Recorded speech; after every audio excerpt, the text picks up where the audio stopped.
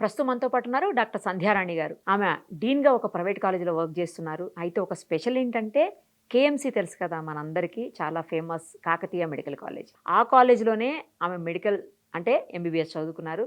అక్కడే మెడిసిన్ చదివి, అక్కడే జాబ్ చేసి, అక్కడే ప్రిన్సిపల్‌గా చేసి రిటైర్ అయ్యారు. సో, ఆ గ్రేట్ పర్సనాలిటీ మనతో ఉన్నారు. ఒక్కసారి ఆమెతో మాట్లాడదాం. నమస్తే థ్యాంక్ యూ. అండి. నమస్తే అండి.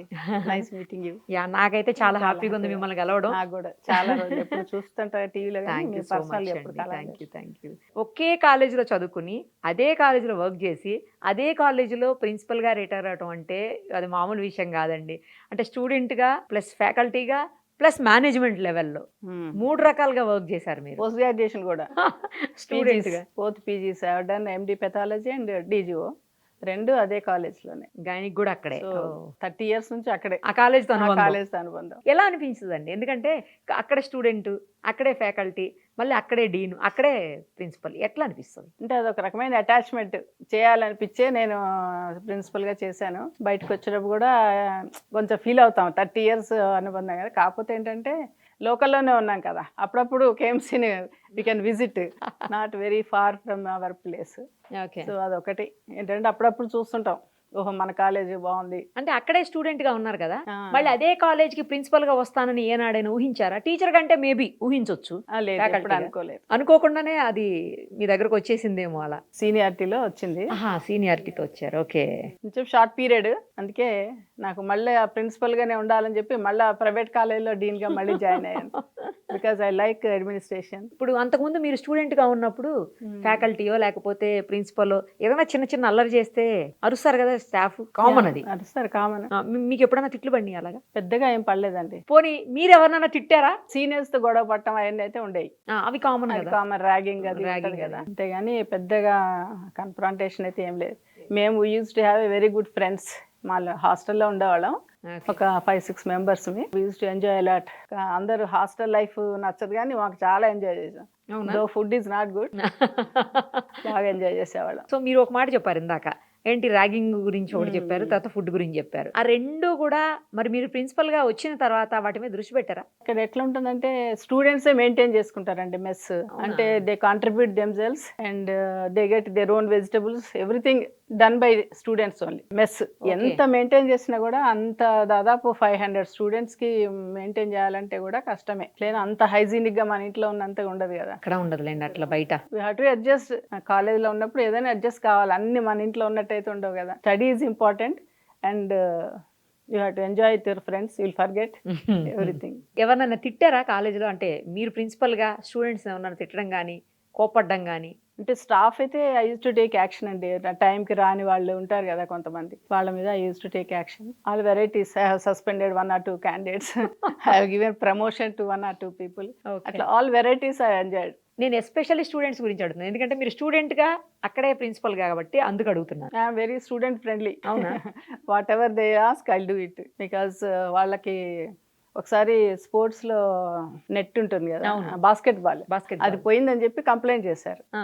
యాక్చువల్‌గా వాళ్ళు ఎక్స్‌పెక్ట్ చేసింది ఏంటంటే ప్రిన్సిపల్ ఇండెంట్ పెట్టి, తెప్పించి చాలా రోజులు అయితదిలే అని అనుకున్నారు. ఆ! కానీ very next day there is a fund in for స్పోర్ట్స్‌కి ఫండ్ వేరే ఉంటుంది. ఆహా! సో, దాంట్లో వెంటనే తెప్పించేసి నేను వితిన్ 2 డేసే మళ్ళీ I got it repaired. So, హ్మ్. స్టూడెంట్స్ వర్ వెరీ ఇంప్రెస్డ్ అన్నమాట. ఇంత తొందరగా అవుతది అనుకోలేదు మేడం. అక్కడే మీరు మేడం అని పిలిచి, మళ్ళీ మిమ్మల్ని మేడం అని పిలిపించుకుంటుంటే ఏమనిపించేది? బావుంటది ఫీలింగ్. ఎంత బా చెప్తుర్రు బావుంటది. సో, అసలు మెడిసిన్ చదవాలని ఎందుకు అనుకున్నారు? ఎందుకు అనిపించింది? అంటే యాక్చువల్‌గా ఐ బోర్న్ ఇన్ ఖమ్మం అండి. But native of Madhira district. We studied in all parts of Telangana. ఇది Nalgonda, Devarakonda, Yellandu all parts of Telangana I have studied. ఎందుకండి అన్ని చోట్ల ఎందుకు మా చదివారు? Father used to work in government as a panchayat officer. So, ఇక ఆయన ఆయన ఎక్కడికి ట్రాన్స్‌ఫర్స్ ట్రాన్స్‌ఫర్ వచ్చినప్పుడల్లా అయినప్పుడల్లా we used to shift there. And intermediate మాత్రం ఇంక అప్పటి నుంచి ఖమ్మంలో చేశాము. ఖమ్మంలో ఇంటర్మీడియేట్ అయిపోయిన తర్వాత మాకు అప్పట్లోనే గుంటూరులో సివిఎన్ ధన్ అని ఒక ఆయన కోచింగ్ ఇచ్చేవాళ్ళు. Entrance coaching. ఏది ఎంసెట్‌కి. అప్పట్లో ఎంసెట్టే కదండీ! ఫస్ట్ బ్యాచ్ ఆల్మోస్ట్ మేము. అప్పుడప్పుడే అసలు అంత అవేర్‌నెస్ కూడా లేదు. పబ్లిక్కి మెడిసిన్ చేయాలి అని. మాకు కూడా మా ఫ్యామిలీలో ఎక్కువ లాయర్స్ ఉన్నారండి, డాక్టర్స్ తక్కువ. ఓన్లీ వన్ డాక్టర్ ఇదే మా మేనమా ఉన్నాడు, మిగతా వాళ్ళందరూ ఎక్కువ లాయర్స్. సో మేమేంటి ఫ్రెండ్స్ అందరం అనుకొని వెళ్దామని చెప్పేసి ఒక 5-6 మెంబర్స్ సేమ్ గ్రూప్ ఇప్పటికీ ఉన్నారండి still will maintain the friendship. అందరం కలిసి అక్కడ గుంటూరు వెళ్ళాం. ఆల్మోస్ట్ పోయిన వాళ్ళందరికీ వచ్చిందండి. అయితే ఫస్ట్ అటెంప్ట్ కాకపోతే సెకండ్ అటెంప్ట్లో అయినా అందరికి వచ్చేసింది. కోచింగ్కి వెళ్ళటం అది కూడా అంటే వితౌట్ నోయింగ్ ద ఏం తెలియదు, పోతే వస్తుంది అని కూడా తెలియదు, ఏదో సరదాగా అట్లా వెళ్ళాము, చేసాము, వచ్చేసాము, సీట్లు వచ్చినాయి. ఇంత కాంపిటీషన్ లేదులేండి అప్పట్లో. సీట్లు కూడా తక్కువేనే. సీట్లు కూడా తక్కువే. మా ఫ్రెండ్స్ అందరికి వచ్చింది. కొంతమందికి ఉస్మానియా, కొంతమంది కాకతీయ, కొంతమంది గాంధీ మెడికల్ కాలేజ్, అందరికి ఆల్మోస్ట్ పోయిన వాళ్ళు అందరికి వచ్చేసింది. ఇప్పుడైతే కష్టం లేండి, అన్ని అంతమంది ఫ్రెండ్స్ వెళ్ళినా కూడా అందరికి రాదు ఇప్పుడు. అవును, మీరు అప్పుడు ఎడ్యుకేషన్ చూసారు, ఇప్పుడు ఎడ్యుకేషన్ చూస్తున్నారు. అప్పుడు ఎంసెట్ ఉండేది, ఇప్పుడు నీట్ అయిపోయింది అనుకోండి. అప్పటికి ఇప్పటికి డిఫరెన్స్ అంటే ఏం చెప్తారండి? ఎందుకంటే అప్పుడేమో స్టూడెంట్గా చూసారు, ఇప్పుడేమో ఫ్యాకల్టీ గాను, ప్రిన్సిపల్ గాను, అడ్మిన్ వైపు నుంచి చూస్తూ ఉన్నారు కదా, ఏమని? అప్పుడు యూజువల్గా వన్ సైడెడ్ ఉండేదండి. Lecture use to give lecture and we use to note down the important points what he gives, అంతే కదా. మేమేం క్వశ్చన్లు అట్లే ఉండేవి కాదు. అండ్ మన ఇంటికి వెళ్ళి చదువుకోవాలి, టెక్స్ట్ బుక్స్, ఎగ్జామ్స్ రాసేవాళ్ళం. So it is almost one way traffic. Okay, sir చెప్పేవాళ్ళు, మనం వినేవాళ్ళం. How far by enters into our brain is different. మనం రాసి చదివి అట్లా ఉండేది. కానీ ఇప్పుడు చాలా ప్యాటర్న్ మారిందండి. ఇప్పుడు స్టూడెంట్ ఓరియంటెడ్, స్టూడెంట్ని ఎట్లా ఇనిషియేట్ చేయాలి, సెల్ఫ్ డైరెక్టెడ్ అంటే వాళ్ళే చదువుకోవాలి, వాళ్ళే చదువుకోవాలి, వాళ్ళు ఇంకల్టేట్ చేసుకోవాలి క్వశ్చన్స్ కానీ ఆన్సర్స్. ఎస్డిఎల్స్ అంటారు, సెల్ఫ్ డైరెక్టెడ్ లెర్నింగ్, అదొకటి. తర్వాత గ్రూప్ డిస్కషన్స్ అని పెట్టారు. ఒక 5-6 ఇట్లా టేబుల్ దగ్గర కూర్చోబెట్టి డిస్కషన్ చేస్తుంటారు.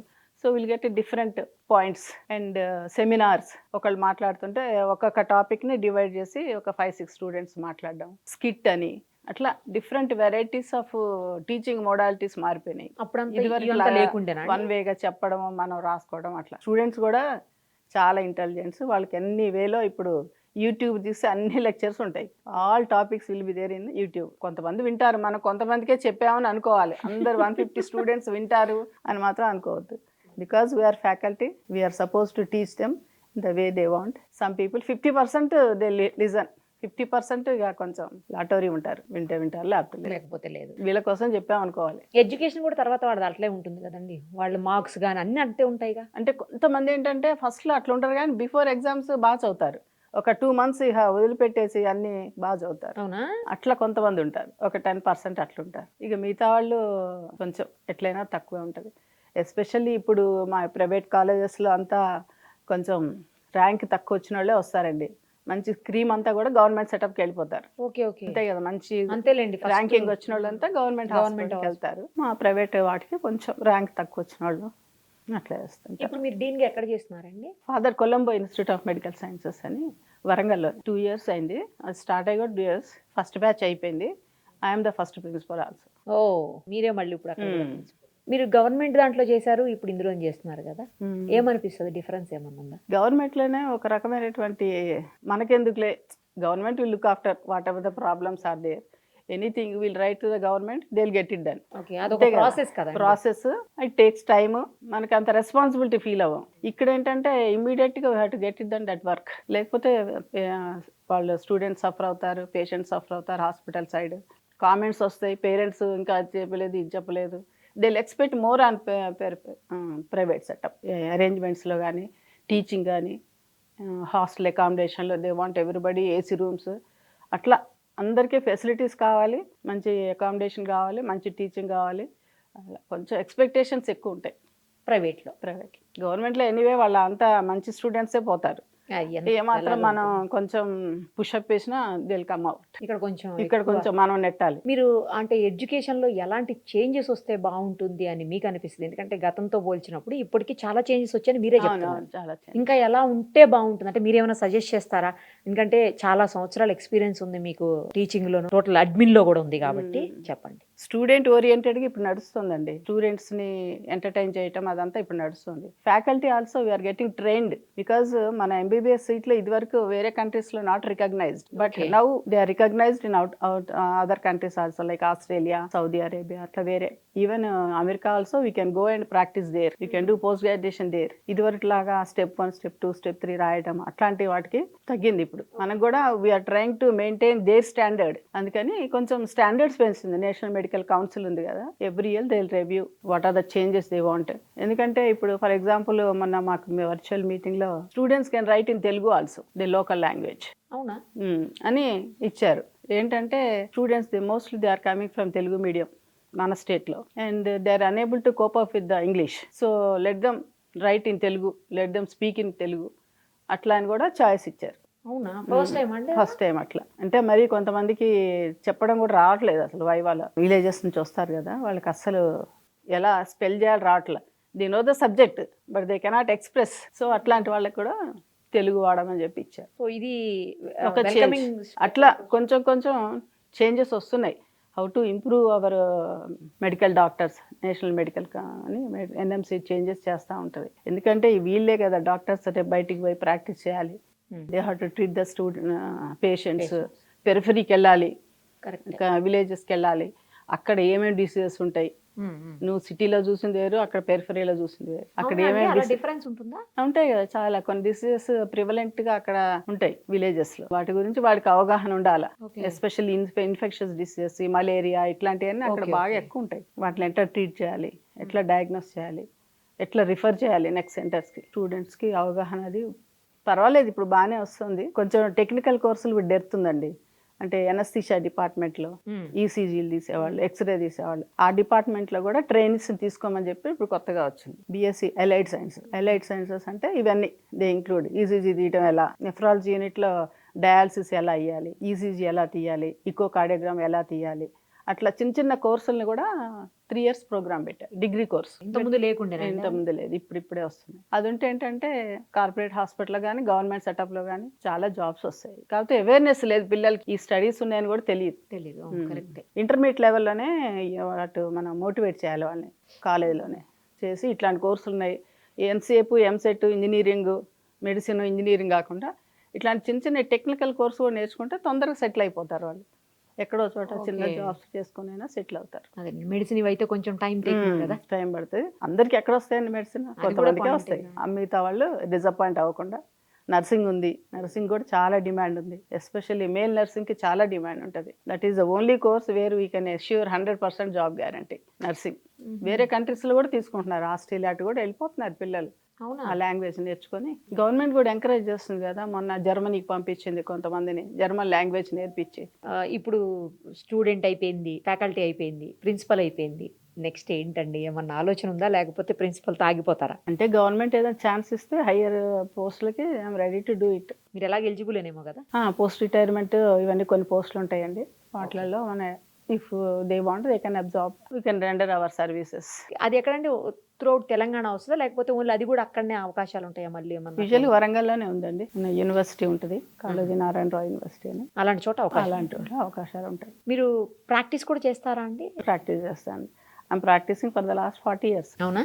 As a gynaecologist. మీకు ఇది బాగా అనిపిస్తుందా, కాలేజీలో స్టూడెంట్స్ తోటి ఎడ్యుకేషన్ బాగా అనిపిస్తుందా అండి? అది బాగానే ఉంటుంది, కానీ ఇది ఏంటంటే లైవ్లీగా ఉంటుంది. గైనిక్ అనేటప్పటికి డెలివరీస్ అవి ఇవి చాలా lively subject. Every patient is డిఫరెంట్గా ఉంటుంది. అంతే కదా, ఒక డెలివరీకి చాలా తేడా ఉంటుంది. మనం ఈ పేషెంట్ ఇట్లా ఉంది, ఆ పేషెంట్ కూడా ఇట్లా ఉంటుంది అని చెప్పేటట్టే ఉండదు. It's a dynamic subject. Everything will be changing time to time. మనం రెడీగా ఉండాలి అన్నిటికీ. ఇక పెథాలజీ ఉందనుకో, టీచింగ్ సైడ్ అదే ఉంటుంది సబ్జెక్ట్, చెప్తామంతే అట్లా. అంతేగాని పెద్ద చేంజెస్ అట్లా ఏం ఉండవు. ఇదైతేనే డైనమిక్గా ఉంటుంది. మనం ప్రాక్టీస్ చేసాము, పేషెంట్కి మనకి ర్యాపట్ బాగుంటుంది. అక్కడ స్టూడెంట్కి టీచర్కి ఎలా ఉందో ఇక్కడ పేషెంట్కి మనకి ర్యాపట్ ఉంటుంది. ఇప్పటికీ మరి మన దగ్గర డెలివరీ అయిన వాళ్ళు వచ్చి డెలివరీ అవుతూ ఉంటారు. ఏంటంటే మేడం దగ్గర డెలివరీ అయ్యాము, మా బాబు కూడా ఇక్కడే డెలివరీ అవ్వాలి, మా పాప కూడా ఇక్కడే డెలివరీ అవ్వాలి అని అట్లా సెంటిమెంట్స్ ఉంటాయి. అలా మనవాళ్ళు మనవరాళ్ళ కోసం కలుస్తారండి, వస్తుంటారా స్టూడెంట్స్ ఎప్పుడైనా? అంటే పీజీలు కలుస్తారు, కాన్ఫరెన్సెస్ లో వాటిలలో పీజీలు వస్తారు. అండర్ గ్రాడ్యుయేట్స్ బ్యాచ్లు వెళ్ళిపోతుంటాయి కదండి, మనకు పెద్ద టచ్ ఉండదు. పీజీలు మాత్రం ఏ కాన్ఫరెన్స్లైనా వస్తుంటారు కాబట్టి కలుస్తారు. మీరు ఎప్పటికీ మర్చిపోలేని స్టూడెంట్ ఎవరైనా ఉన్నారా? అల్లరి విషయంలో కావచ్చు, చదువు బాగా చదివిన విషయంలో కావచ్చు. గొడవ చేసేవాళ్ళు ఎవరో ఒక అబ్బాయి నిజామాబాద్ నుంచి ఉండేవాడు, వాడి పేరు నాకు గుర్తులేదు, గొడవ చేసేవాళ్ళు ఎక్కువ బాగా గొడవ చేసేవాడు. అదే అట్లా ఆడొక్కడు గుర్తున్నాడు కానీ I don't know where he's now. మళ్ళీ కలవలేదండి తర్వాత ఇక? కలవలేదండి. ఎక్స్ట్రాడినరీగా చదివే వాళ్ళు కొంతమంది ఉంటారు, అంటే బియాండ్ ద పీజీ లెవెల్స్ కూడా చదువుతారు వాళ్ళు. మనం కూడా కొన్ని వాళ్ళకి ఆన్సర్ చేయలేనటువంటి క్వశ్చన్లు అడుగుతారు వాళ్ళు. Sometimes will go and refer and next day will tell them so this is going అని. అట్లా some people they are very intelligent. అది వాళ్ళ డౌట్ క్లారిఫై చేసే వాళ్ళకు మనకి ఛాలెంజింగ్. మనకు ఛాలెంజ్ ఉంటుంది, మనకు కూడా అనుమానం వస్తుంది, అవును ఇది ఎందుకు ఇన్ని రోజులు మనం అడగలేదు అని చెప్పి పోయి బుక్ రిఫర్ చేసుకుని వచ్చి వాళ్ళకి నెక్స్ట్ డే చెప్తా ఉంటాం. అట్లా ఇంటెలిజెన్స్ ఉంటారు కొంతమంది. ఆ ఇంటెలిజెన్స్ అంతా కూడా అక్కడే ఉంటాయేమో గవర్నమెంట్ కాలేజెస్లోనే ఎక్కువగా. గవర్నమెంట్లోనే ఎక్కువ ఉంటాయి కదండి. ప్రైవేట్లో మంచి ర్యాంక్స్ వచ్చి ఇక నెక్స్ట్ హైయర్ వచ్చిన వాళ్ళు, గవర్నమెంట్ కోటాలో వచ్చిన వాళ్ళు, గవర్నమెంట్ కోటా ఉంటుంది కదా, ప్రైవేట్లో కూడా గవర్నమెంట్ కోటా ఉంటుంది. 60%, 60 సీట్స్ మా దగ్గర అవుట్ ఆఫ్ 150 60 గవర్నమెంటే పంపిస్తుంది. వాళ్ళు ఇచ్చిన వాళ్ళకి తీసుకోవాలి, మిగతా అంతా మేనేజ్మెంట్ కోటా. లే మధ్యలో బీ క్యాట్ అని ఉంటుంది, అంటే తెలిపే ఎక్స్ట్రా 11 lakhs అట్లా ఇచ్చేసి అది కొంత పర్సంటేజ్ ఉంటుంది. Next level marks, first higher marks, next level. ఇక సి క్యాట్ అంటే ఎన్ఆర్ఐ కోట, మనం ఎవరినైనా తీసుకోవచ్చు. ఎన్ఆర్ఐ కోటాలో ఇక్కడ వాళ్ళని కూడా తీసేసుకుంటారా లోకల్ వాళ్ళని? నా పేరుకి ఎన్ఆర్ఐ ఉంటాయి కానీ అంత లోకల్ వాళ్ళే ఉంటారు. ఎన్ఆర్ఐలు ఇక్కడ ఉండి ఎందుకు చదువుతారు? అంటే వాళ్ళు స్పాన్సర్ చేస్తున్నట్టుగా మనకు ఒక కమ్యూనికేషన్ ఉండాలి, వాళ్ళ సిస్టర్స్ బ్రదర్స్ పిన్లు ఎవరో ఒకళ్ళు. We are sponsoring so and so candidate అని ఒక ఫస్ట్ ఇయర్ ఇస్తే సరిపోతుంది. ఇక నెక్స్ట్ ఇయర్ నుంచి పెద్ద అడగారు, జాయినింగ్ అప్పుడే అడుగుతారు ఎన్ఆర్ఐ కోట కాబట్టి. ఎంతమంది ఉంటారండి స్టూడెంట్స్ మీ దగ్గర? 150 అండి, ఇంటేక్ 150, ప్రతి బ్యాచ్ కి 150. ప్రతి బ్యాచ్ కి 150. ఇప్పుడు ఎన్ని? ఫస్ట్ బ్యాచ్ అయిపోయింది, ఇప్పుడు సెకండ్ బ్యాచ్ మళ్ళీ వస్తుంది. సెకండ్ బ్యాచ్ మీన్స్ వీళ్ళు సీనియర్స్ అవుతారు, జూనియర్స్ మళ్ళీ మళ్ళీ వస్తారు వాళ్ళు 150. మీరు ప్రాక్టీస్ మొత్తం ఇప్పుడు ఇందాక మీరు కెరియర్లో చెప్పారు, అంటే వాట్ ఐ మీన్ అటు ఫ్యాకల్టీ సైడ్ ఎడ్యుకేషన్ సైడ్ చెప్పారు, ఇటు ప్రాక్టీస్ సైడ్ చెప్పండి. మర్చిపోలేని కేసు ఏదైనా ఉందా, చాలా సీరియస్ అయ్యి లేకపోతే చాలా క్రిటికల్ అయ్యి మీరు సేవ్ చేసింది అట్లా ఏమన్నా ఉందా? ఉన్నాయండి. ఒక ఇద్దరికి హిస్టెక్టమీ చేసాము, ఎనస్థీషియా ప్రాబ్లం వచ్చి ఆమె వాయిస్ పోయింది, అంటే షీఈ్ అనేబుల్ టు స్పీక్. అంటే బ్రెయిన్ కొంచెం హైపాక్సిక్ అయిపోద్ది అనమాట. హైపాక్సిక్ అయిపోయి ఇక ఇవన్నీ రావు, మూమెంట్స్ రావు, వాయిస్ రాదు. సో ఆమెకి ఒక 3-4 రోజుల తర్వాత ఇక ట్రీట్మెంట్ ఇచ్చి అంటే బికాస్ ఆఫ్ ఇన్ఫెక్షన్ అనుకుంటా, ఇచ్చిన తర్వాత షీ స్టార్టెడ్ స్పీకింగ్. అప్పుడు చాలా హ్యాపీగా అనిపించింది అనమాట. అదే కదా, అట్లా బతికింది అదే. అట్లా కేసెస్ చాలానే ఉంటాయండి, అట్లా కొంచెం క్రిటికల్ అయ్యి మళ్ళీ సాల్వ్ అయినవి. ఇదైతే బాగా గుర్తుండిపోయిన కేసు. అట్లా 3-4 ఉంటాయి. మా కొలీగ్ ఒక ఆయన ఉన్నారండి, సిద్ధార్థ మెడికల్ కాలేజ్లో, శశాంక్ అని. Siddhartha medical college Vijayawada. శశాంక్ అని పెథాలజిస్ట్. ఆయన హైదరాబాద్ నుంచి విజయవాడ వెళ్తున్నారు. వెళ్తుంటే సమ్మర్లో బాగా మేలో ఆయనకి బాగా వామిటింగ్స్ మోషన్స్ ఎక్కడి నుంచో వస్తున్నాడు పైనుంచి. వచ్చాడు వస్తుంటే ఆయన వరంగల్కి వచ్చేటప్పటికి నాకు అప్పుడు ఇంకో ఫోన్ ఉండేది, రిలయన్స్. చాలా అంటే ఎప్పుడు వాడేదాన్ని కదా, ఎప్పుడు ఈ ఐఫోనే వాడేవాళ్ళం. ఆ రిలయన్స్కి ఫోన్ చేశాడు ఆయన, సంధ్య నాకు బాగా వామిటింగ్స్ అయితేనే. విజయవాడ వెళ్తూ కాల్ చేశారా? వరంగల్లో ఆగింది ట్రైన్. ఓకే. సో నేను అప్పుడు లంచ్ చేసేదాన్ని, సరే మా కొలీగ్ కదా పెథాలజిస్ట్ అని చెప్పేసి వెహికల్ వేసుకొని వెళ్ళి కరెక్ట్గా డిపార్ట్మెంట్ అదే ఆయన కంపార్ట్మెంట్ అక్కడ ఉంది, నా కార్ ఇక్కడ ఆగింది. తీసుకొచ్చాను ఆయన్ని నెమ్మదిగా. ఆయనకి యాక్చువల్ ఇన్ఫాక్షన్ వచ్చింది, ఆయన కనుక్కోలేదు అది తనకి హార్ట్ అటాక్ అని చెప్పేసి, కార్డియాక్ అరెస్ట్ వచ్చింది. అంటే ట్రైన్లోనే వచ్చింది. కానీ ఆయనకి ఏదో డౌట్ ఉండి మీకు కాల్ చేసిండి, అక్కడ దాకా పోగలనో లేదో అని. కాల్ చేస్తే నేను తీసుకెళ్ళి కార్డియాలజిస్ట్ దగ్గరికి డైరెక్ట్గా వెళ్ళిపోయాను. ఎందుకో అసలు అంటే ఇప్పుడు నా నర్సింగ్ హోమ్ తేవచ్చు కదా, తేలేదు. నేను డైరెక్ట్గా కార్డియాలజిస్ట్కి వెళ్తే అక్కడికి వెళ్ళేటప్పటికే ఆయనకి మళ్ళీ స్ట్రోక్ వచ్చింది. అప్పుడు డీసీ అని ఉంటారు కదా, స్ట్రోక్ ఇస్తారు కదా, ఆ డీసీ స్ట్రోక్ ఇచ్చిన తర్వాత మళ్ళీ అగైన్ ఆయన చనిపోయి బతికిండండి. అంటే టైమ్లీ ఎప్పుడైనా మనకు హార్ట్ అటాక్ వస్తే కార్డియాలజిస్ట్ ముందు రావాలనిపించింది నాకు. అంటే అన్నీ ఉంటాయి అక్కడ, రెడీగా ఉంటాయి, everybody is ready, treatment ready. అది కూడా మార్నింగ్ 11 o'clock అంటే ఎవ్రీబడి విల్ బి అలర్ట్.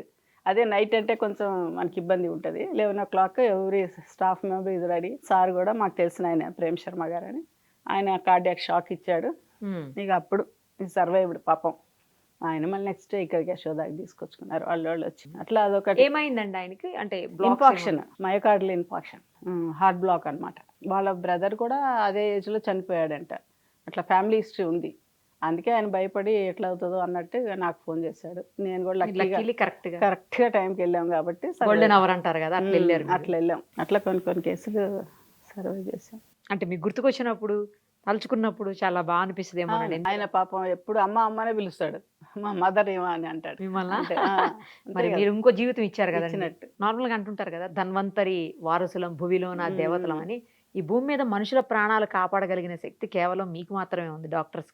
అలాంటి బ్లెస్డ్ నోబెల్ ప్రొఫెషన్. కొంతవరకు అన్హ్యాపీగా ఉన్నా ఎక్కువ హ్యాపీగానే అనిపిస్తుంది. కొంతవరకు అన్‌హ్యాపీ ఏ టైంలో ఏవో ఇప్పుడు అనిపిస్తది? ఎందుకు? చూస్తున్నారు కదా అన్ని డ్యామేజ్లు, హాస్పిటల్ మీద అటాక్స్, డాక్టర్స్ మీద అటాక్స్, అవును. ఇవన్నిటి మూలంగా కొంచెం అన్హ్యాపీ వస్తుంది.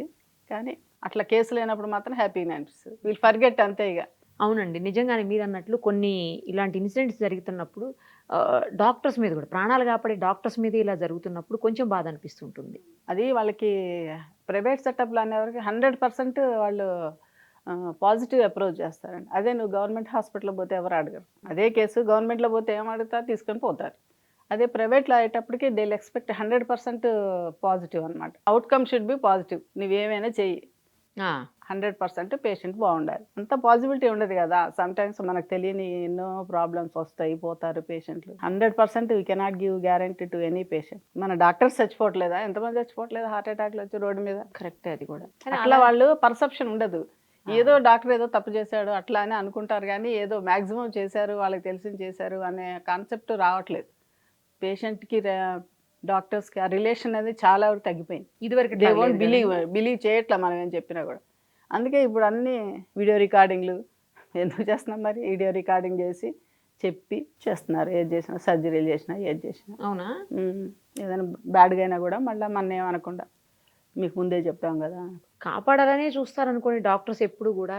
కానీ కొంతమంది కమర్షియల్‌గా తయారైపోయినటువంటి పరిస్థితులు కూడా కొంతమంది చూస్తున్నామండి. ఉంటారులేండి, ఉంటారు. ఇప్పుడు కలుపు మొక్కలు ఎక్కడైనా ఉంటాయి, ఆ! ఎట్లయినా ఏ ప్రొఫెషన్లో అయినా ఉంటారు. ఆ ఒక్కరినో ఇద్దరినో పట్టుకొని అందరిని మిగతా అట్లానే వాళ్ళందరికీ పేరు అనేటువంటి వస్తుంది. అలాంటప్పుడు బాధ అనిపిస్తుందండి అలాంటివి విన్నప్పుడు. ఎందుకు వచ్చాంరా దేవుడా, హాయిగా ఏదో చేసేసుకుంటే అయిపోయేది. ఏదో నార్మల్ జాబ్ చేసుకుంటే నార్మల్ బాగుండేది. జాబ్ చేసుకోక, కానీ ఆ శ్మశాన వైరాగ్యంలో కొన్నాళ్ళే ఉంటుంది, మళ్ళీ మామూలుగా రొటీన్లో పడిపోతాం. ఎవరైనా పేషెంట్ అంటే మీ చేతుల్లో మీరంటే మీరని కాదు డాక్టర్స్ చేతుల్లో చనిపోయినప్పుడు, లాస్ అయిపోయినప్పుడు ఏమనిపిస్తుందండి? ఆ రోజంతా ఎలా అనిపిస్తది మీకు? చాలా డిప్రెస్డ్గా ఉంటుందండి. అన్నీ చేసాం, in spite of that patient we lost కదా. అది కొంచెం బాధ అనిపిస్తుంది. కానీ ఇంకెక్కడైనా తప్పు చేసామంటే అందరం వస్తాం కదా. ఒకసారి అవును. కేసు బాగాలేదు అంటే కొలీగ్స్ అందరూ వస్తారు, చూస్తారు, హుహు. అందరం చూస్తాం. In spite of that will lose the patient. అట్లాంటప్పుడు ఏం చేస్తాం? మనకు కూడా మన డాక్టర్స్ చచ్చిపోవట్లేదు, ఎంతమంది చచ్చిపోవట్లేదు. అవునండి. ఉమ్, ఇప్పుడు జనరల్‌గా విమెన్ హెల్త్‌కొచ్చేసరికి చాలా నెగ్లిజెంట్‌గా ఉంటారండి విమెన్. ఉమ్, ఏది చూసుకున్నా అవును, సరే లాస్ట్‌కి మోస్ట్ వల్నరబుల్ క్యాండిడేట్ ఎవరైనా ఉన్నారు హెల్త్ విషయంలో అంటే అది విమెనే. women ఏ. ఫ్యామిలీని గురించి పట్టించుకుంటూ వాళ్ళు తక్కువ చూసుకోవటం కావచ్చు, లేదు అంటే వాళ్ళకున్న పని ఒత్తిడి వల్ల కావచ్చు, ఇంట్లోనూ బయట చేసేవాళ్ళు కావచ్చు, లేదంటే పిల్లలు ఇట్లా ఈ హడావుడిలో పడి వాళ్ళ గురించి వాళ్ళు మర్చిపోతుంటారు. కానీ వాళ్ళే ఇంపార్టెంట్ అవును, కదా! important. వాళ్ళనే వాళ్ళు ఒకళ్ళు లేకపోతే ఇంట్లో మొత్తం ఇల్లంతా ఆగిపోతది నిజం చెప్పాలంటే. ఏ కంట్రీకైనా రెండు సెన్సిటివ్ ఇండికేటర్స్ అండి. హ్మ్. లిటరసీ ఒకటి, అంతే కదా. బాగా చదువుకుంటే మంచి కంట్రీ అన్నట్టు. హెల్త్ బాగుండాలి అందరికీ, హెల్త్ ఫర్ ఆల్. అంత హెల్తీ అట్మాస్ఫియర్, హెల్త్ పరంగా గవర్నమెంట్ అన్నీ ఇచ్చి అంత చేసే అంత కెపాసిటీ మనకు లేదు. Because our funds are very less. మనకి 66th ర్యాంక్లో ఉన్నాం మనం హెల్త్లో 195 కంట్రీస్లో. అదే మన 66th ర్యాంక్ అండి మనం. ర్యాంక్లో ఉన్నాం. అంటే అదే ఇప్పుడు నార్వే అవన్నీ ఉన్నాయనుకోండి, స్కాండినేవియన్ కంట్రీస్, ఆస్ట్రేలియా, ఫిన్లాండ్, ఇవన్నిటిలో చాలా బ్రహ్మాండంగా ఉంటుంది హెల్త్. ఎందుకంటే వాళ్ళ ఫండ్స్ ఎక్కువ ఉంటాయి, ముందు పబ్లిక్ తక్కువ ఉంటారు, అంతే కదా. జనం తక్కువ ఉన్నప్పుడు న్యాచురల్గా వాళ్ళ ఇంపార్టెన్స్, వాళ్ళ కాన్సన్ట్రేషన్ ఎక్కువ అవుతుంది. ఇక్కడ కూడా గవర్నమెంట్ బోల్డ్ అండ్ స్కీమ్స్ పెడుతుంది. NHRM అని, అంటే నేషనల్ హెల్త్ రూరల్ మిషన్ అని. అది ఎస్పెషల్లీ విమెన్ కోసమేనండి? MCH మెయిన్లీ ఉమెన్ కోసం, mother and child care MCH programme. దాంట్లో మదర్కి ఎలా యాంటీనేటల్ చెకప్స్ ఎలా చేయాలి, డైట్ ఏమి ఇవ్వాలి, అప్పుడు వ్యాక్సినేషన్ ఇస్తున్నారా లేదా, ఐరన్ ఎట్లా కవర్ చేస్తున్నారు, ఐరన్ ఫోలిక్ యాసిడ్ అదే ఇవ్వడం, అదే అర్థమైంది.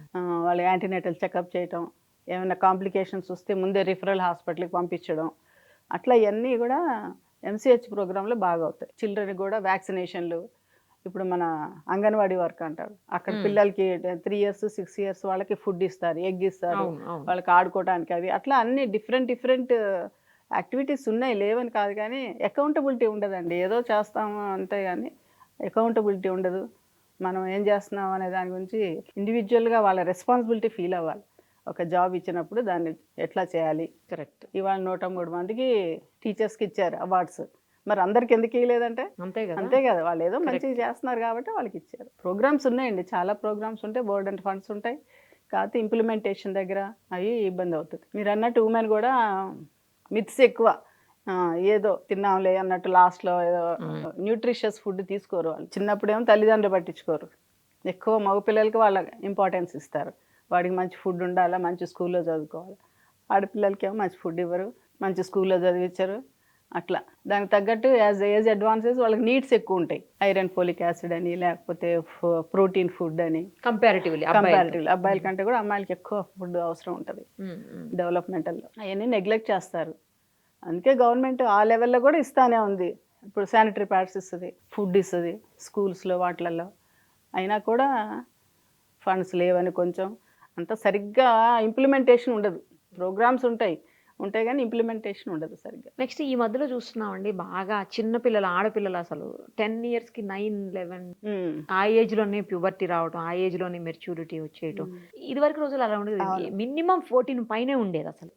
ఇప్పుడు అసలు మరీ తగ్గిపోయి ఏజ్. అంటే జంక్ ఫుడ్డా, లేకపోతే జీన్సా, లేకపోతే చుట్టూ ఉన్నటువంటి పొల్యూషనా, ఏంది? ఫండమెంటల్ ఏంటంటే వాళ్ళు ఒబేసిటీ అండి. ఊరికే కూర్చుంటారు, there is no exercise for them. Obese ఉంటారు, ఎంతసేపు ఆ టీవీ కార్యక్రమాలు, టీవీ సెల్లో చూసుకుంటూ కూర్చుంటారు. ఎక్సర్సైజ్ అనేది ఉండదు. ఇంకోటి జంక్ ఫుడ్ బాగా తింటారు. ఇంకోటి యాక్చువల్గా ఇప్పుడు టీవీలో చూసే ఈ మూవీస్ వల్ల కూడా వాళ్ళకి మెచ్యూరిటీ, హైపోథాలమస్ మెచ్యూరిటీ తొందరగా వస్తుంది. అంటే they will be seeing love scenes and all those scenes కదా.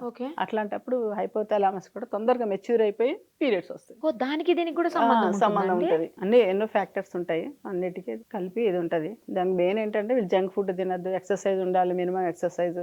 థైరాయిడ్ ఒకటి చూసుకోవాలి, థైరాయిడ్ ఏమైనా ఉందా పిల్లలు. కానీ చాలా తొందరగా అవుతున్నారండి. మెయిన్ ప్రాబ్లం ఏంటంటే అట్లాంటి వాళ్ళు they cannot maintain the hygiene. తెలియదు వాళ్ళకి వాట్ ఈస్ గోయింగ్ అనేది వాళ్ళకి తెలియదు. Mother has to look after all those things. నేను ఒక తెలిసిన వాళ్ళు ఎవరో చెప్తుంటే విన్నానండి, తెలిసిన వాళ్ళ పాప కోసం. ఆ క్లాస్లో ఆ పాప 5th or 6th చదువుతుంది.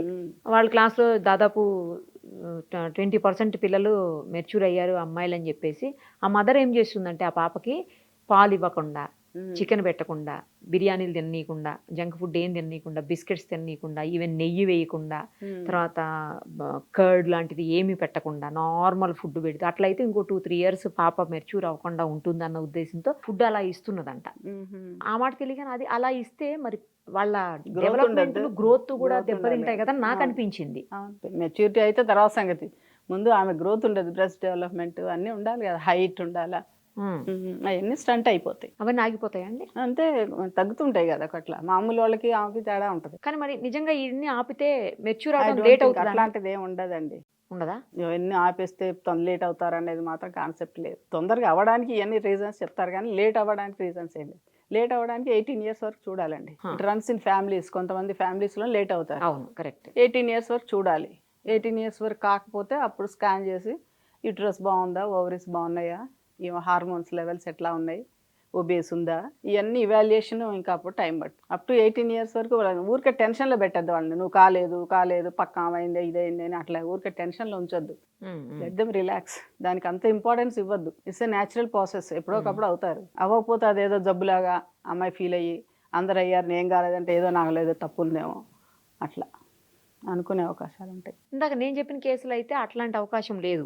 అవి ఆపేయడం వల్ల అవ్వకుండా ఉంటారు అని అట్లేం లేదు. అట్లేం లేదండి. సైన్స్ జీన్స్ ఏనండి మేజర్గా, బేసికల్గా ఏమి జీన్స్ రన్స్ ఇన్ ఫ్యామిలీస్ కూడా. కొంతమంది తొందరగా అవుతారు, కొంతమంది కొంచెం లేట్ అవుతారు. మనం తప్పనిసరిగా మీ మేనత్తలు ఏమో లేట్ అయ్యారు అట్లా అడిగితే ఒక్కోసారి హిస్టరీ ఇస్తారు. అంటే ఖచ్చితంగా ఇంట్లో మేనత్తలు, తల్లి లేదా అమ్మమ్మ వాళ్ళే వస్తాయండి, అట్లా ఏమి ఉండదు. అట్లా ఏమి ఉండదు, అదొక ఫ్యాక్టర్. ఎందుకు కాలేదు అంటే అది కూడా మనం ఆలోచించాలి. సో పిల్లల గ్రోత్ అనేది చాలా ఇంపార్టెంట్. అవును కదా. ఇలాంటివన్నీ ఆపేసి వాళ్ళని అనవసరంగా అది చేయడం అయితే కరెక్ట్ గా. జంక్ ఫుడ్ మాత్రం ఒప్పుకోలేండి, ఎవరు కూడా బాగా తింటున్నారు. జంక్ ఫుడ్ బాగా తింటారు. అదే చాలా తీవ్రమైన ఎఫెక్ట్ చూపించేది అంశం కదండి జంక్ ఫుడ్ అనేది. ఆయిల్ ఫుడ్, బేకరీ ఫుడ్, ఊరికే కుర్కురేలు ఇట్లాంటివన్నీ తింటా ఉంటారు. అవన్నీ కూడా నాట్ అడ్వైజబుల్ అసలు. అది ఎవరికైనా కాదు, అమ్మాయిలు ఎవరికైనా కూడా. ఒబేసిటీ పెరుగుద్ది అంతే. Main obesity is a major problem కదా. ఒబేస్ ఉన్నారంటే ఇక అన్ని ప్రాబ్లమ్స్ వస్తాయి. ఆ చిన్న పిల్లలకే మోకాళ్ళ నొప్పులు, చిన్న పిల్లలకి నొప్పులు వస్తాయి. వాళ్ళకి 16 years కాగానే కాళ్ళ నొప్పులు పుడుతున్నాయి, ఆ నొప్పులు పుడుతున్నాయి. ఏంటంటే ఒబేస్. స్పోర్ట్స్ ఉండవు, ఏం గేమ్స్ ఆడరు, ఐడియల్గా కూర్చుంటారు, టీవీ చూడటం లేదా సెల్ ఫోన్ మాట్లాడుకోవడం. బయటికి వెళ్ళి ఆడడం కూడా అయిపోయి ఆల్మోస్ట్ ఎక్కడ జరగట్లేదండి. స్కూల్లో ప్లే గ్రౌండ్స్ ఉండవు, ఏమైనా వీడియో గేమ్స్ ఆడుకుంటారు. స్కూల్లో చదవాలి, ఇంటికి వచ్చి వీడియో గేమ్స్ ఆడుకోవాలి. ఇప్పుడు అదే పరిస్థితి, ఒకప్పట్లా లేదు కదండి. సో చాలా హ్యాపీగా ఉందండి. ఒక సక్సెస్ఫుల్ పర్సనాలిటీని, అంటే స్టూడెంట్గా వచ్చి ఈరోజు ఒక డీన్ వరకు వచ్చినటువంటి ఒక సక్సెస్ఫుల్ పర్సనాలిటీని కలవడం ఇన్స్పిరేషనల్ అండి అందరికీ కూడా. Thank you so much.